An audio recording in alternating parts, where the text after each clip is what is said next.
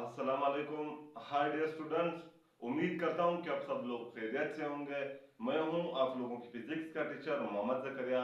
Today our lecture is about gravity, यानी आज का जो हमारा लेक्चर है वो ग्रेविटी के बारे में है।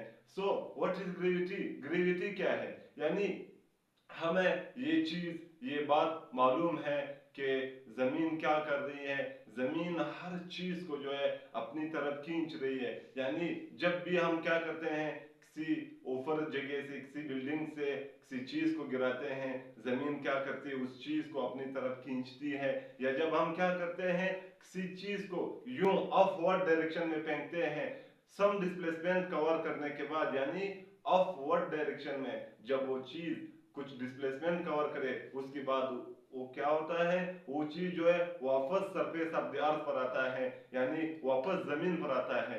ये चीज वापस जमीन पर क्यों आता है? यानी जब भी हम कहीं किसी चीज को प्रोजेक्ट करें या क्या करें, हम किसी चीज को फेंके या किसी चीज को बड़े बिल्डिंग से जो है नीचे की तरफ फेंके, वो चीज क्या होता है, वो सरफेस ऑफ द अर्थ पर आता है, यानी जमीन पर आता है। ये चीज क्यों जो है जमीन पर आता है? अच्छा, ये क्या है? ये है ड्यू टू ग्रेविटी, यानी ग्रेविटी की वजह से है।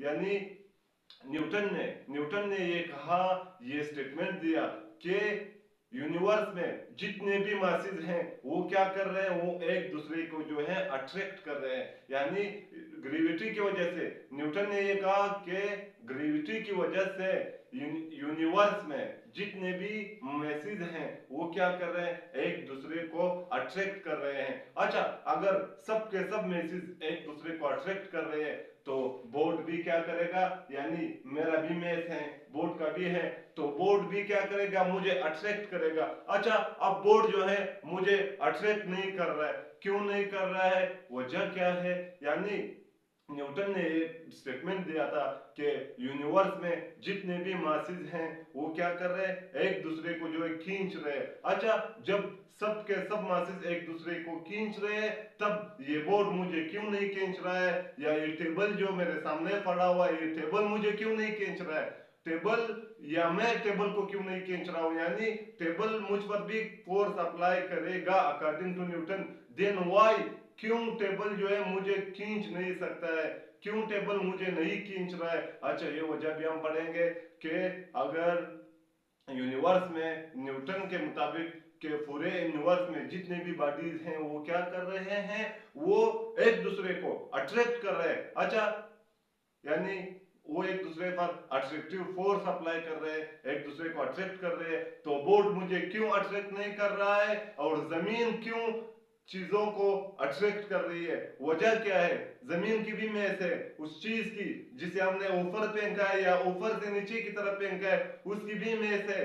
जमीन ने उस चीज को जो है अट्रैक्ट किया, लेकिन मैं इस बोर्ड को अट्रैक्ट नहीं कर सकता हूं, ना ही बोर्ड मुझे जो है अट्रैक्ट कर सकता है। अच्छा, हम पहले क्या करेंगे, हम पहले ग्रेविटी को डिफाइन करेंगे, इसके बाद ये रीजन हम देंगे कि बोर्ड मुझे और मैं बोर्ड को क्यों अट्रैक्ट नहीं कर सकता हूं। अच्छा, gravity, the force of attraction between all object with pulling them toward each other, यानी ग्रेविटी जो है वो अट्रैक्शन वाला वो फोर्स है जो हर एक दो ऑब्जेक्ट्स को क्या कर रहे हैं, एक दूसरे की तरफ खींच रही है। यानी ग्रेविटी वो फोर्स है जो क्या कर रहे हैं, जो कहीं पर भी दो ऑब्जेक्ट्स हो उनके बीच पैदा होता है और उन दो को क्या करता है, एक दूसरे की तरफ खींच रहा है। यानी ग्रेविटी वो फोर्स है जो प्रोड्यूस होता है बिटवीन टू मेसिस, जो दो मेसिस के बीच प्रोड्यूस होता है, और उन दो मेसिस को क्या कर रहा है, एक दूसरे के साथ जो है,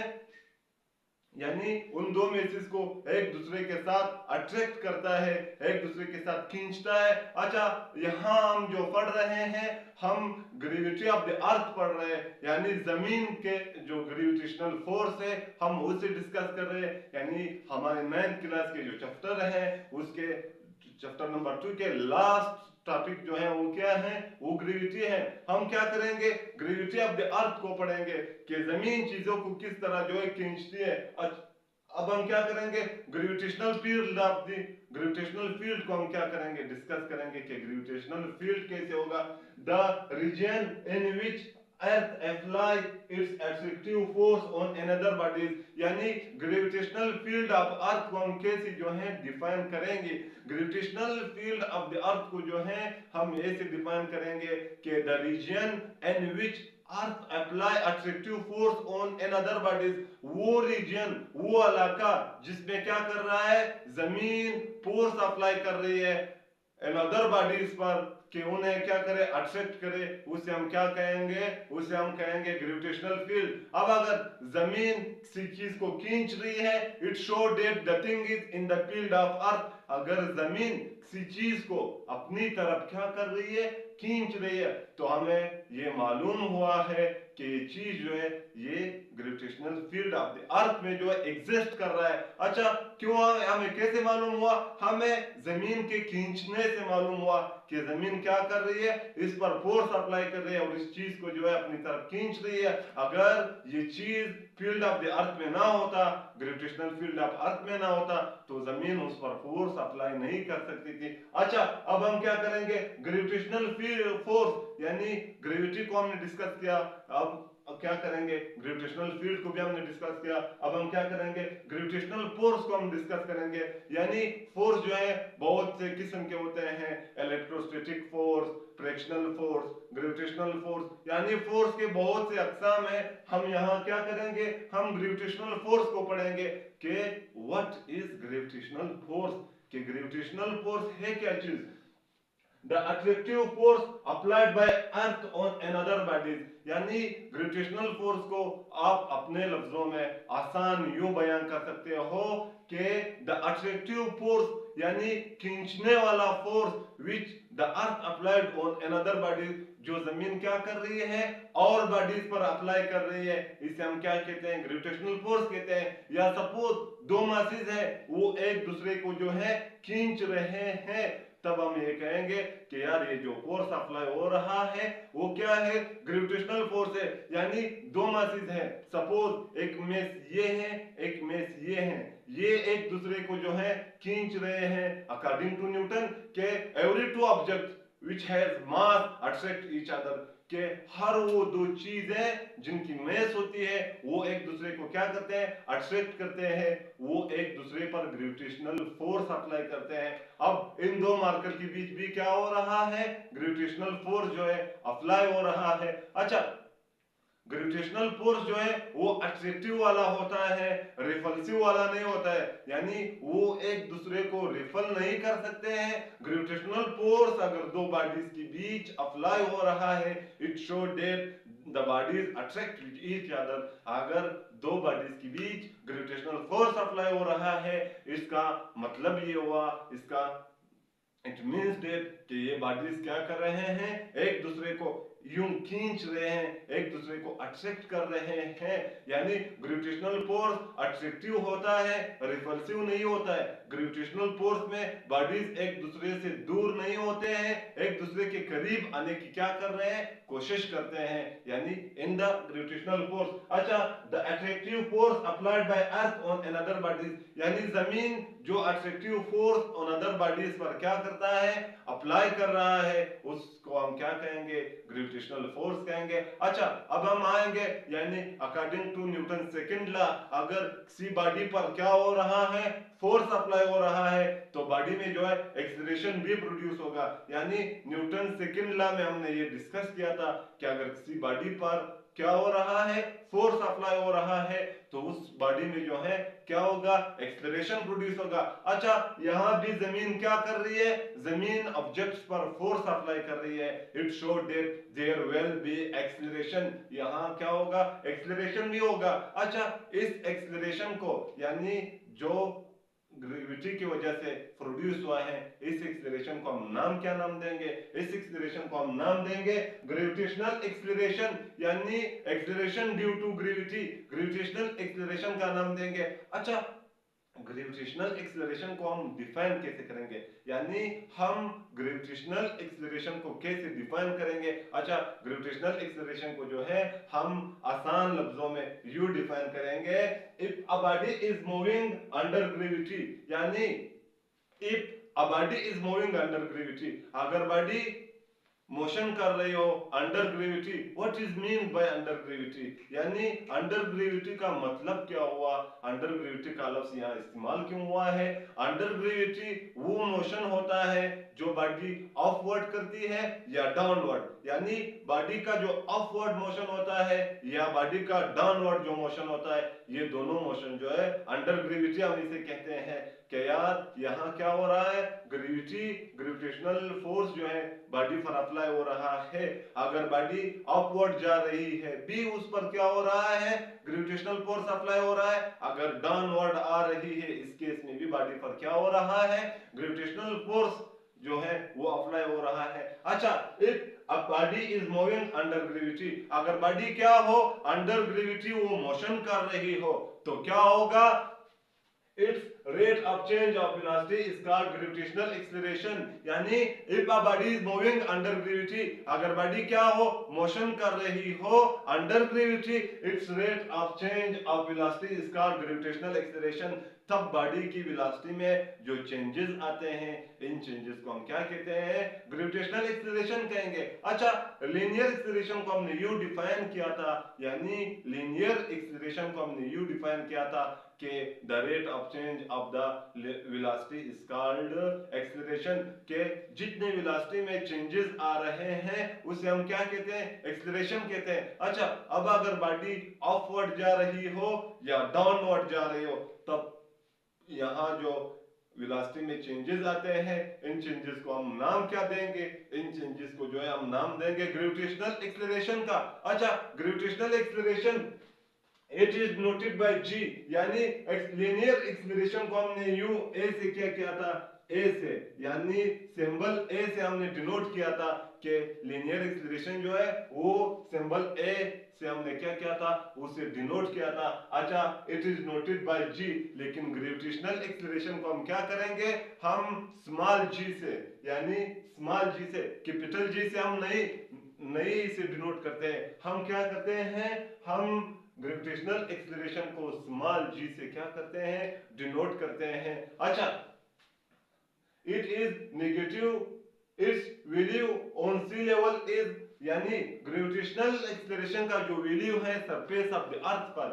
यानी सरफेस ऑफ द अर्थ पर अगर देखा जाए तो ग्रेविटेशनल एक्सीलरेशन की जो वैल्यू है वो इज इक्वल टू है 9.8 मीटर पर स्क्वायर सेकेंड, यानी ऑन सी लेवल, यानी सी लेवल का मतलब ये हुआ कि ऑन सरफेस ऑफ द अर्थ जो है ग्रेविटेशनल एक्सीलरेशन का जो वैल्यू है वो इज इक्वल टू है 9.8 मीटर पर स्क्वायर सेकेंड, के अगर बॉडी क्या कर रही हो, अपवर्ड जा रही हो या डाउनवर्ड जा रही हो तब बॉडी का जो एक्सीलरेशन है वो 9.8 मीटर पर स्क्वायर सेकेंड है। अच्छा, अब ग्रेविटेशनल एक्सीलरेशन जो है वो नेगेटिव भी आ सकता है और पॉजिटिव भी आ सकता है, यानी ग्रेविटेशनल एक्सीलरेशन अक्सर केसेस में या सम केसेस में क्या होता है, ये जो है नेगेटिव होता है और सम केसेस में जो है ग्रेविटेशनल एक्सीलरेशन पॉजिटिव होता है। अच्छा, ग्रेविटेशनल एक्सीलरेशन नेगेटिव कब होगा और ग्रेविटेशनल एक्सीलरेशन पॉजिटिव कब होगा, और अगर बॉडी क्या कर रही है, अगर बॉडी अपवर्ड मोशन कर रही है तब ग्रेविटेशनल एक्सीलरेशन जो है वो नेगेटिव है, यानी अगर बॉडी क्या कर रही है, अगर बॉडी अपवर्ड जा रही है, वर्टिकली क्या कर रही है, अपवर्ड जा रही है, यानी सपोज ये सरफेस ऑफ द अर्थ है, बॉडी क्या कर रही है, ऐसे अपवर्ड जा रही है, तब यहाँ जो बॉडी का एक्सीलरेशन होगा, यहाँ जो ग्रेविटेशनल एक्सीलरेशन होगा वो नेगेटिव आएगा। क्यों नेगेटिव आएगा, उसका रीजन भी हम पढ़ेंगे कि यार ये नेगेटिव क्यों आता है। अच्छा, सिर्फ आप लोगों ने इतना जानना है कि अगर बॉडी क्या हो, अपवर्ड जा रही हो, तब बॉडी का जो एक्सीलरेशन है ग्रेविटेशनल एक्सीलरेशन वो नेगेटिव होगा। अगर बॉडी क्या कर रही हो, डाउनवर्ड मोशन कर रही हो, अगर बॉडी डाउनवर्ड मोशन में हो तब यहाँ जो ग्रेविटेशनल एक्सीलरेशन है वो क्या होगा, वो पॉजिटिव होगा, यानी अपवर्ड मोशन में ग्रेविटेशनल एक्सीलरेशन जो है वो नेगेटिव होता है और डाउनवर्ड मोशन में जो है ग्रेविटेशनल एक्सीलरेशन पॉजिटिव होता है। अच्छा, यहाँ it is negative in upward motion, अगर बॉडी अपवर्ड मोशन कर रही है तब ग्रेविटेशनल एक्सीलरेशन जो है वो नेगेटिव होगा।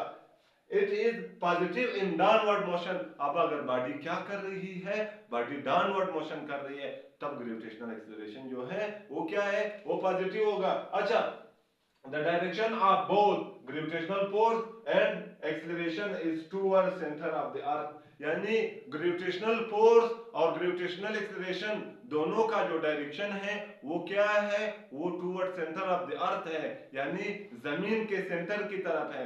ग्रेविटेशनल फोर्स और ग्रेविटेशनल एक्सीलरेशन दोनों का डायरेक्शन क्या है, दोनों का जो डायरेक्शन है वो सेंटर ऑफ द अर्थ की तरफ है, यानी जमीन के सेंटर की तरफ जो है। ग्रेविटेशनल एक्सीलरेशन का भी डायरेक्शन जमीन के सेंटर की तरफ है और ग्रेविटेशनल फोर्स का भी डायरेक्शन क्या है, जमीन के सेंटर की तरफ है। What is mean bye centre of earth, यानी ग्रेविटी यानी जमीन जिस चीज पर भी क्या कर रही है, फोर्स अप्लाई कर रही है, उस फोर्स को हम कहेंगे ग्रेविटेशनल फोर्स।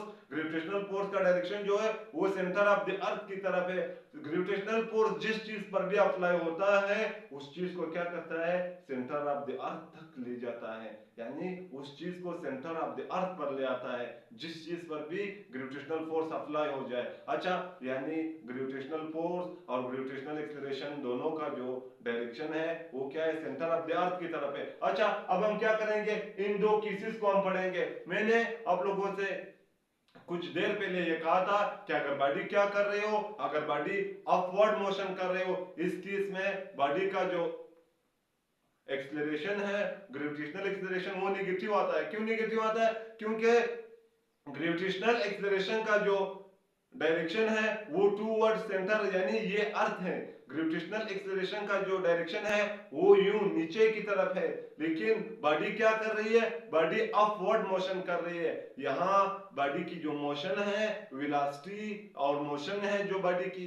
उसका डायरेक्शन और ग्रेविटेशनल एक्सीलरेशन का डायरेक्शन एक दूसरे के अपोजिट है। इस केस में हम क्या करते हैं, इस केस में हम एक्सीलरेशन को जो है नेगेटिव लेते हैं। क्यों, क्योंकि एक्सीलरेशन का डायरेक्शन यूं नीचे की तरफ है, लेकिन ऑब्जेक्ट क्या कर रहा है, ऊपर की तरफ जा रहा है, यानी दोनों का डायरेक्शन अपोजिट है। इस केस में ग्रेविटेशनल एक्सीलरेशन की जो वैल्यू है वो नेगेटिव होगी। अच्छा, अगर बॉडी क्या कर रहे हो, बॉडी डाउनवर्ड मोशन कर रहे हो, यानी बॉडी की मोशन भी डाउनवर्ड डायरेक्शन में हो और फोर्स भी क्या हो रहा है, डाउनवर्ड डायरेक्शन में लग रहा है, इस केस में क्या होगा, इस केस में ग्रेविटेशनल एक्सीलरेशन जो है वो पॉजिटिव होगा। अच्छा, न्यूटन ने क्या किया, न्यूटन ने ग्रेविटेशनल एक्सीलरेशन के लिए, या न्यूटन ने क्या किया, ग्रेविटेशनल फोर्स, यानी मैंने आप लोगों से ये कहा था पहले कि जमीन क्या कर रही है, हर ऑब्जेक्ट पर फोर्स अप्लाई कर रही है और उस ऑब्जेक्ट को सेंटर ऑफ द अर्थ की तरफ ले आती है।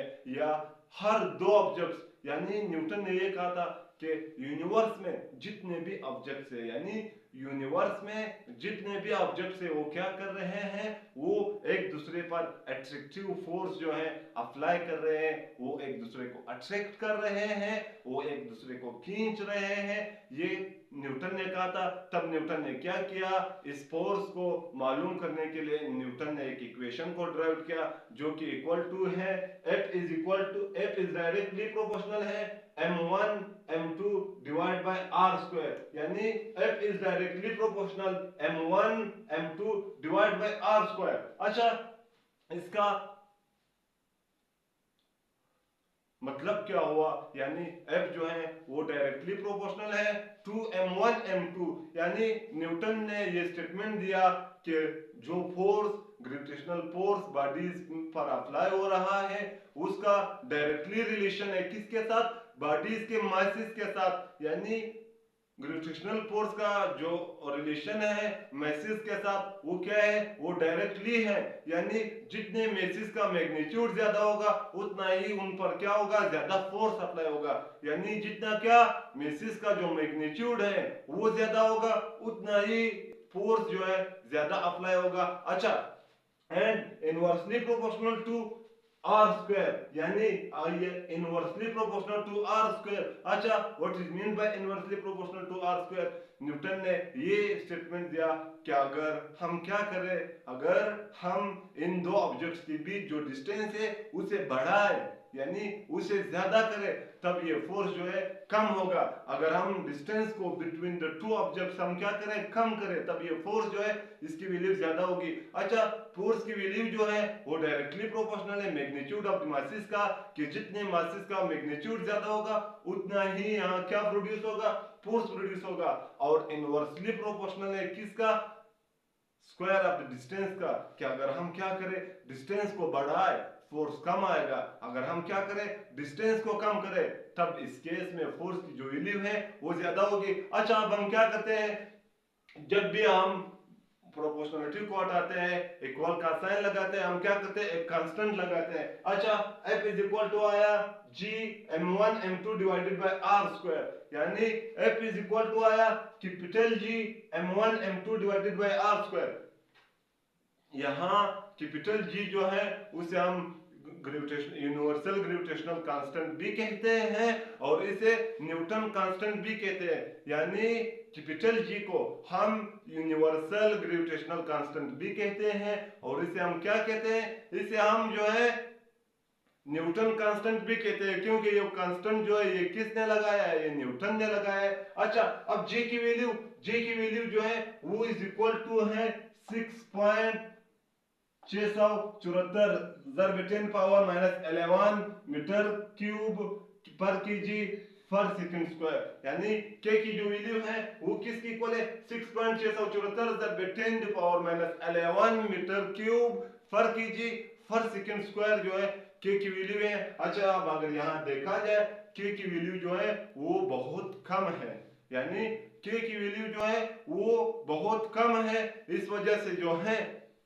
यानी के की वैल्यू बहुत कम है। अच्छा, मैंने पहले एक बात की थी कि यार दो मासेस, यानी न्यूटन ने कहा था कि दो मासेस के बीच क्या होता है, फोर्स जो है प्रोड्यूस होता है, ग्रेविटेशनल फोर्स। अच्छा, अब मेरे बीच और इस बोर्ड के बीच, यानी मेरा बीम में से बोर्ड का बीम में से, हम दोनों के बीच जो है ये फोर्स प्रोड्यूस होता है, लेकिन हम एक दूसरे को अट्रैक्ट नहीं करते। क्यों नहीं करते, क्योंकि यहाँ जो है G की वैल्यू बहुत कम है, यानी G की वैल्यू बहुत कम है, इस वजह से ये जो है कम मेसिस के लिए, यानी वो बॉडीज पर अप्लाई नहीं होता है जिन बॉडीज की क्या हो मेसिस बहुत कम हो, वो उन बॉडीज, सपोज ये फोर्स जो है अर्थ और मून के बीच जो है अप्लाई होता है, यानी ग्रेविटेशनल फोर्स जो है अर्थ और मून के बीच से क्या होता है अप्लाई होता है, या जमीन हर चीज को जो है अपनी तरफ खींचती है। क्यों, क्योंकि जमीन की जो मेस है मेस ज्यादा है, इस वजह से फोर्स ज्यादा प्रोड्यूस होता है। लेकिन एज कंपेयर टू अस, अगर हम ले कि यार ये मैं हूं ये बोर्ड है, हम दोनों क्या कर रहे हैं, हम दोनों की मेसेज है, लेकिन हमारे बीच जो है फोर्स अप्लाई हो रहा है, लेकिन हम एक दूसरे को अट्रैक्ट नहीं करते। क्यों नहीं करते, क्योंकि हमारी मेसेज जो है वो बहुत कम है। ये फोर्स जो है तब प्रोड्यूस होगा जब मेसिस जो हो वो बहुत ज्यादा हो, मेसिस की जो वैल्यू है वो बहुत ज्यादा आए, तब क्या होगा ग्रेविटेशनल फोर्स जो है अप्लाई होगा। यानी ग्रेविटेशनल फोर्स अब भी मैं क्या कर रहा हूं, मैं बोर्ड पर अप्लाई कर रहा हूं और बोर्ड जो है मुझ पे अप्लाई कर रहा है, लेकिन हम एक दूसरे को जो है कंटेक्ट अट्रैक्ट नहीं करते। क्यों नहीं करते, क्योंकि बोर्ड की भी मेस कम है, मेरे भी मेस कम है। ये कब प्रोड्यूस होता है, ये अट्रैक्शन उन बॉडीज के बीच प्रोड्यूस होता है जिनकी क्या हो, जिनके हेवी मासेस हो, जैसे कि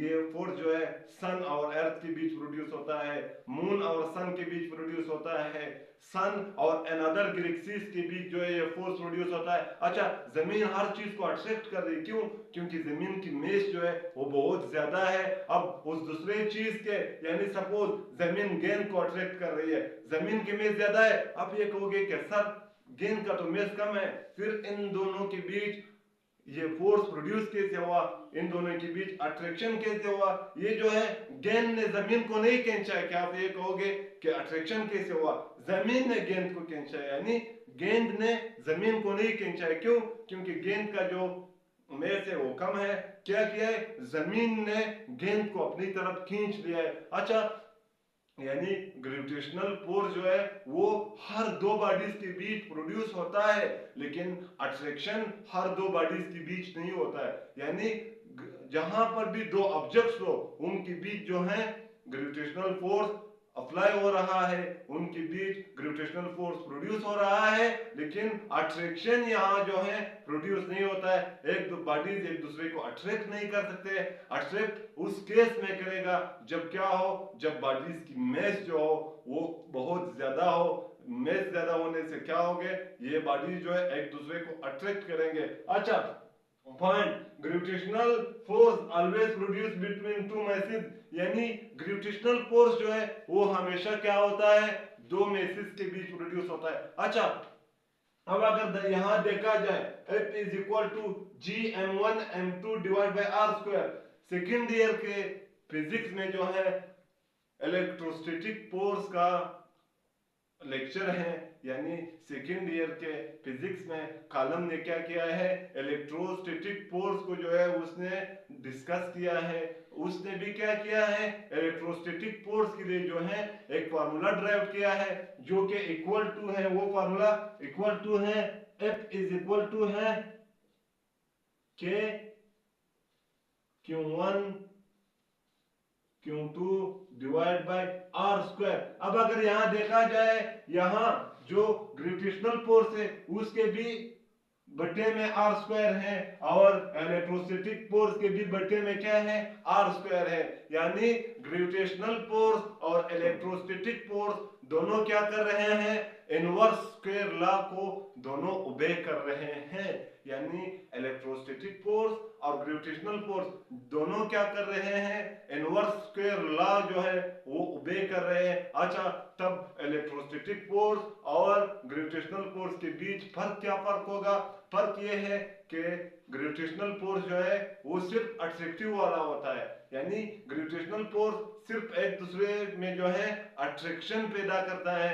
ग्रेविटेशनल फोर्स बॉडीज को सिर्फ अट्रैक्ट करता है, लेकिन इलेक्ट्रोस्टैटिक फोर्स वो अट्रैक्टिव भी होता है और रिपल्सिव भी होता है। यानी ग्रेविटेशनल फोर्स सिर्फ अट्रैक्टिव होता है, ग्रेविटेशनल फोर्स में सिर्फ अट्रैक्शन होता है, लेकिन ये जो इलेक्ट्रोस्टैटिक फोर्स है इसमें अट्रैक्शन भी होता है और रिपल्शन भी होता है। अच्छा, दूसरा पर क्या है, ग्रेविटेशनल और इलेक्ट्रोस्टैटिक फोर्स में ग्रेविटेशनल फोर्स जो है वो दो मेसेज के बीच क्या हो रहा है, प्रोड्यूस होता है। यानी gravitational force produce between two message, but electrostatic force produce between two charges. Electrostatic force जो है वो दो मेसेज में प्रोड्यूस होता है, लेकिन इलेक्ट्रोस्टैटिक ग्रेविटेशनल फोर्स दो मेसेज के बीच प्रोड्यूस होता है, और इलेक्ट्रोस्टैटिक फोर्स दो चार्जेस के बीच जो है वो क्या होता है, प्रोड्यूस होता है। अच्छा, पॉइंट ये है कि gravitational force always produce between two message, gravitational force जो है वो हमेशा क्या होता है,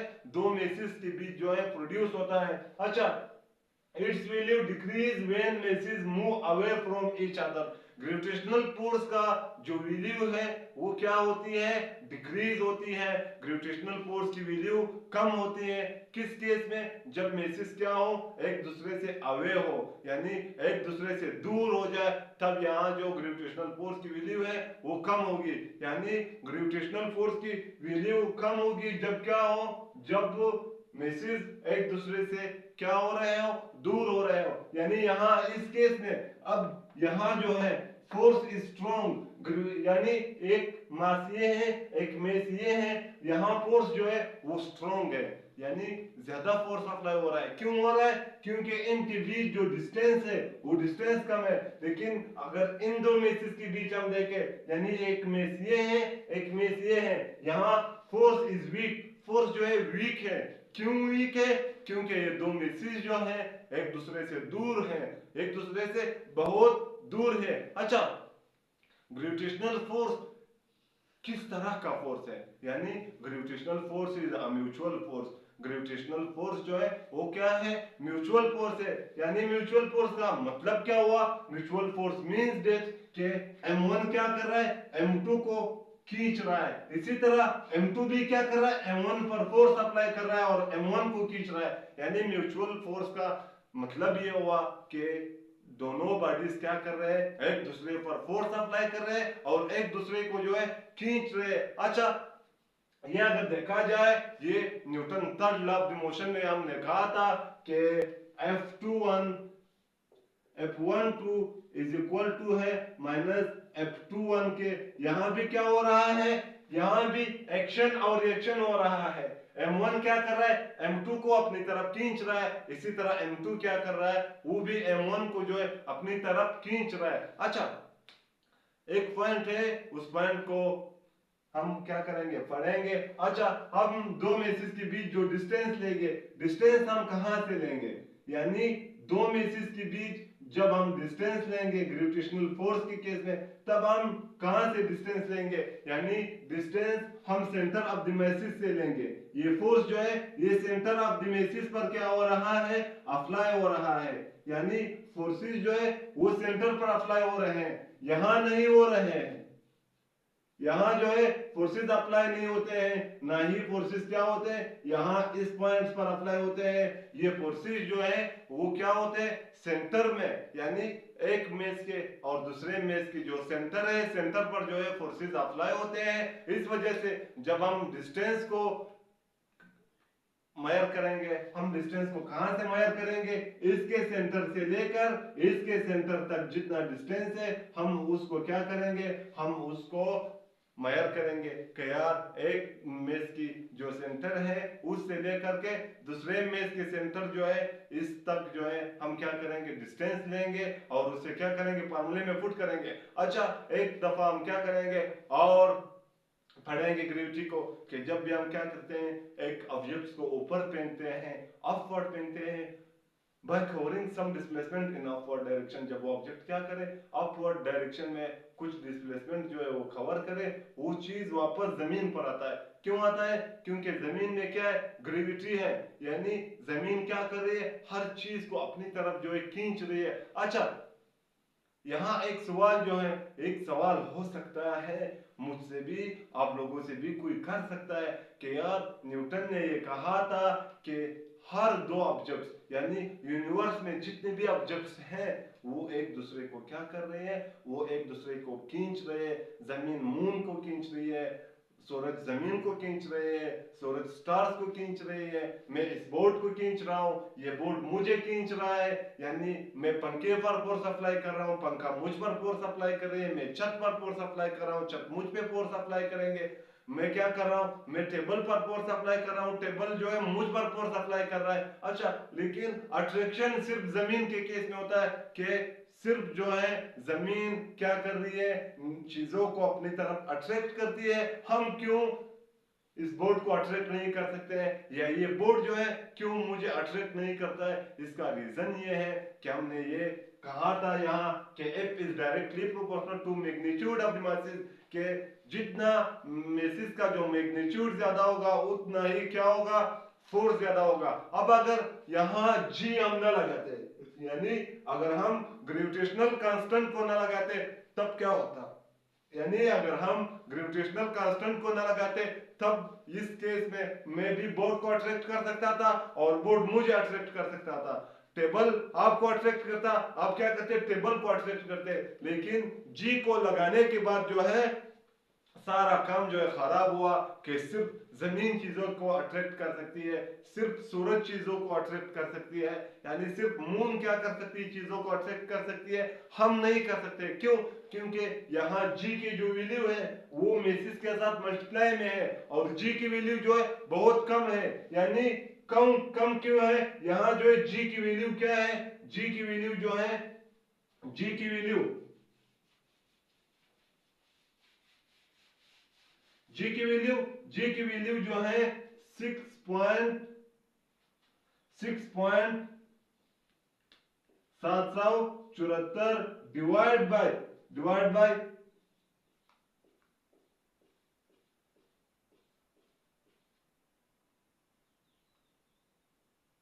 यानी ये क्या है, अब क्या करो, 6.4674 को इतने बड़े रकम पर, इतने बड़े फैक्टर्स पर, यानी ये बहुत बड़ा जो है रकम है। अगर आप क्या करोगे 6.674 को आप अगर इस पे डिवाइड करोगे, तब आपको जो है जी की वैल्यू मिलेगी। सपोज जी की वैल्यू आपको मिलेगी 0.000001, यानी ये जी की वैल्यू बहुत कम है। इस वजह से अगर आप उसे क्या करोगे, कम में इसके साथ मल्टीप्लाई करोगे, इस केस में जो है फोर्स बहुत कम अप्लाई होगा। यानी मैं क्या कर रहा हूं, मैं बोर्ड पर फोर्स अप्लाई कर रहा हूं और बोर्ड भी क्या कर रहे हैं, मुझ पे फोर्स अप्लाई कर रहा है, लेकिन फोर्सेस बहुत कम जो है अप्लाई हो रहे हैं। मेरे और बोर्ड के बीच जो है बहुत कम फोर्स जो है अप्लाई हो रहा है। यानी मैं बोर्ड पर फोर्स अप्लाई कर रहा हूं, लेकिन बहुत कम, बहुत वीक फोर्स जो है मैं अप्लाई कर रहा हूं। इस वजह से मैं बोर्ड को अट्रैक्ट नहीं कर सकता हूं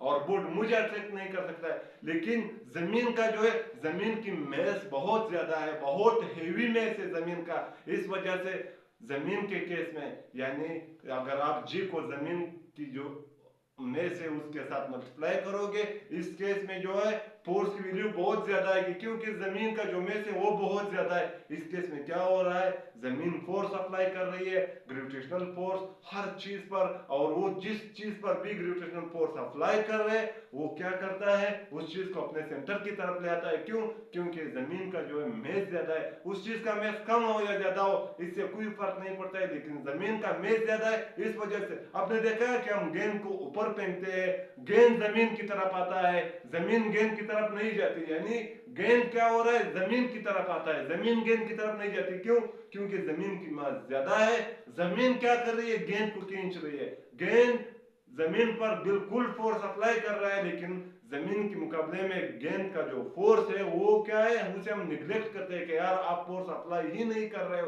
क्यों, क्योंकि जमीन जो है वो बहुत ज्यादा फोर्स अप्लाई कर रही है। इस वजह से हम क्या करते हैं, हम जो फोर्स गेंद जमीन पर अप्लाई कर रहे हैं हम उसे निग्लेक्ट करते हैं। अच्छा, क्या ग्रेविटेशनल फोर्स जो है वो मीडियम पर डिपेंड करता है या नहीं करता है, यानी क्या ग्रेविटेशनल फोर्स मीडियम पर डिपेंड करता है या नहीं। यानी क्या अगर हम दो बॉडीज के बीच वैक्यूम में इस फोर्स को मेजर करें, या एयर में मेजर करें, या लिक्विड में हम मेजर करें, या सॉलिड में हम मेजर करें, या हम इंसुलेटिंग मटेरियल में या डाइलेक्ट्रिक मटेरियल में हम मेजर करें, क्या ग्रेविटेशनल फोर्स की वैल्यू कम ज्यादा आएगी या सेम टू सेम वैल्यू आएगी। ग्रेविटेशनल फोर्स की जो वैल्यू है, the value of gravitational force does not depend upon medium। Gravitational force की जो वैल्यू है वो मीडियम पर डिपेंड नहीं करते। क्यों नहीं करते, क्योंकि जी जो है ये यूनिवर्सल कांस्टेंट है, यानी पूरे यूनिवर्स के लिए जी की वैल्यू जो है सेम है। अब जहां भी, जिस जगह पर भी, जैसे भी आप क्या करो, दो ऑब्जेक्ट्स के बीच इस फोर्स को आप मेजर करोगे, आपको जो है फोर्स की वैल्यू सेम टू सेम मिलेगी। फोर्स की वैल्यू में कोई चेंजेस नहीं आएंगे।